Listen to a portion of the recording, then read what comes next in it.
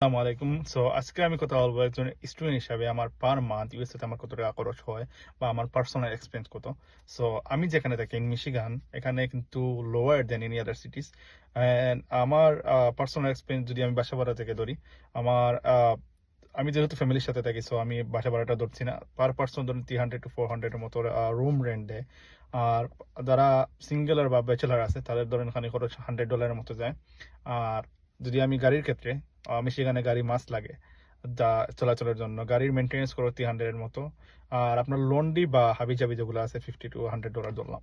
আর আপনার ধরেন tuition fee অবশ্যই মাস্ট। আমি যেহেতু কমিউনিটি কলেজে পড়ালেখা করতেছি, সো আমার লাইক ওভারঅল 4 মান্থে পার সেমিস্টার $2,000 to $2,500 এর মতো চলে আসে।